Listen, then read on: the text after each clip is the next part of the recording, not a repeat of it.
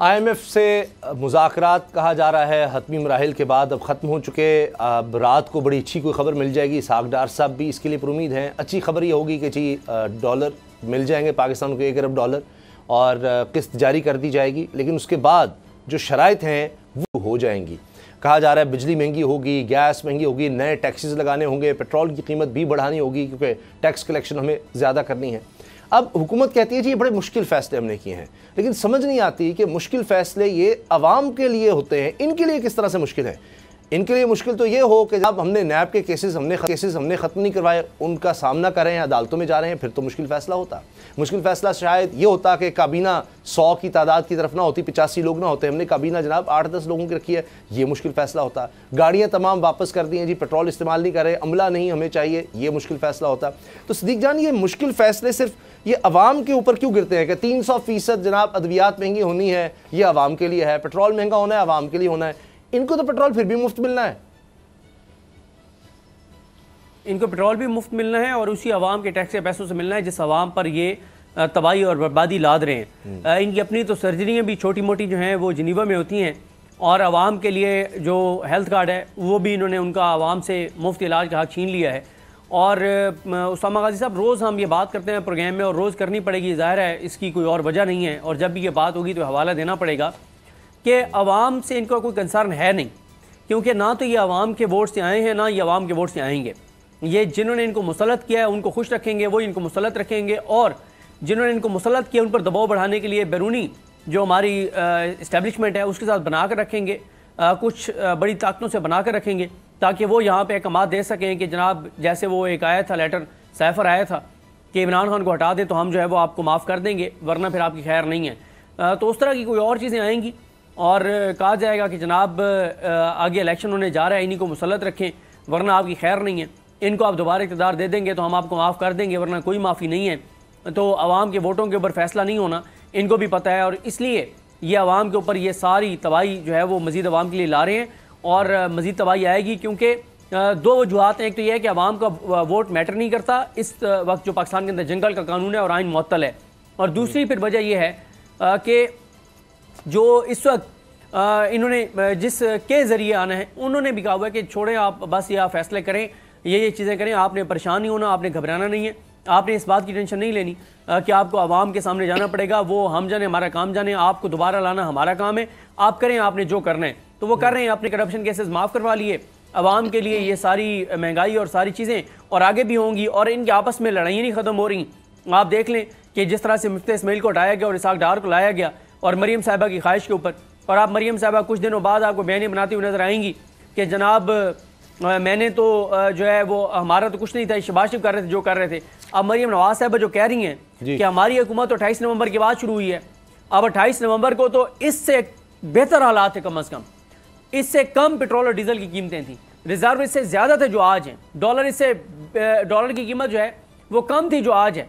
तो इसका मतलब यह है कि जब तक आपकी हुकूमत नहीं थी 28 तक भी चले तो बेहतरी थी। जब से आपको हुकूमत दी गई है बकौल मरीम साहिबा के और आपको सपोर्ट दिया इदारों ने, तो आपने तो और तबाही फेर दी आवाम के लिए, यानी आपने आवाम के लिए तो कुछ नहीं किया ना।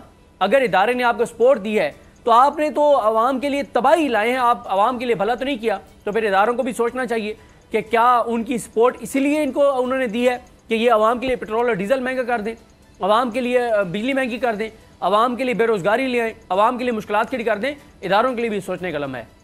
अच्छा सुमिया, जिस तरह अभी बात की सदीक जान ने कि जी 2.5 माह हुए हैं तकरीबन, नवंबर के बाद जी गवर्नमेंट मिली है इनको, हुकूमत तो नवंबर के बाद मिली है बकौल मरीम नवाज साहबा के, तो उसी का अगर कंपैरिजन कर लें तो दाल की कीमत में सिर्फ गुज़श्ता 2.5 से 3 माह में 50 से 90% इजाफा रिकॉर्ड किया गया। और अब खबर यह है कि अभी मज़ीद इजाफा होना है। पहले यही इसहाक डार साहब का बड़ा बयान है कि जनाब दाल महंगी होगी तो गोश्त खा लें, वो आजकल सस्ता है। तो पहले सुनते थे जी गोश्त महंगा है दाल खा लें, दाल महंगी होगी तो सब्ज़ी पे गुजारा कर लें। अच्छा सब्ज़ी भी अब अगर नहीं पहुंच रही तो क्या सूखी रोटी, वो भी इन्होंने महंगी कर दी। तो कहाँ जाएँ? यहाँ तो अब लगता है कि बीमार होना भी जुर्म है, क्योंकि अब तो अद्वियात की कीमतें भी 300% बढ़ाई जा रही हैं।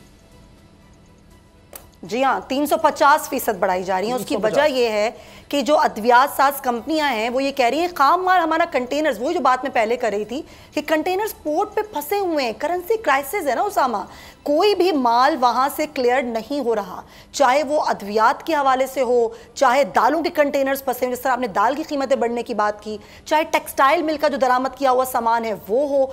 आप ये देखें कि सिर्फ टेक्सटाइल मिल में 70 लाख मुलाजमीन फारिग किए, स्टील मिल्स ने 80 लाख मुलाजमीन को फारिग करने का इंदिया दिया। ये कितना बड़ा लॉस है, ये इतना बड़ा लॉस है कि IMF की जो किस्त है ना, ये सबसे बड़ा सवाल है कि IMF की किस्त जारी होने के बाद भी इस गैप को, इस लॉस को पूरा करना हुकूमत के लिए मुश्किल होगा। बल्कि जो अगली आने वाली हुकूमतें हैं ये भी कह रहे हैं माहिरान मईशत कि उनको भी उसको पूरा करना मुश्किल होगा, क्योंकि वजह यह है कि करेंसी जो है हमारी, यानी कि पाकिस्तानी रुपया, वो अपनी कदर खो चुका है, ज़र मुबादला के ज़खायर खाली हो चुके हैं। अगर IMF किस्त दे भी देता है इतनी कड़ी शराइत के बाद भी, तो इस मईशत को संभालना जो है शेर लाने के मुतरादिफ होगा। हुकूमत कैसे करेगी, क्योंकि इनकी तो अपनी अयाशियां खत्म नहीं हो रही हैं।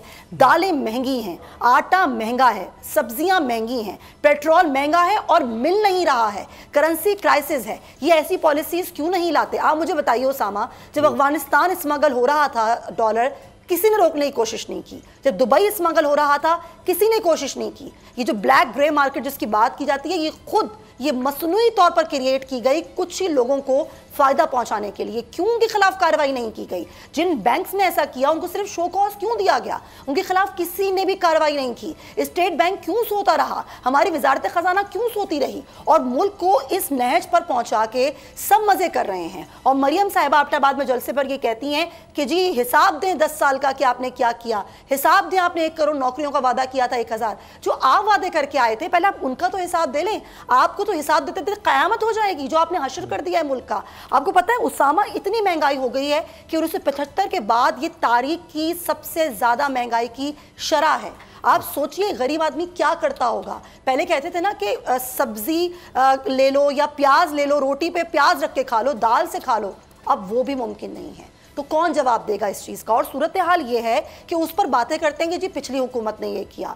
आपसे जवाब लेना चाहिए, बल्कि इदारों को इनसे जवाब लेना चाहिए कि आपको किसने हक दिया मुल्क को इस सतह पर पहुंचाने के लिए। अगर आपको ये वीडियो पसंद आई तो सब्सक्राइब करें और बेल पर क्लिक करें। बोल उड़ाएगा सबका होश, भूल जाएंगे सब अपना जोश।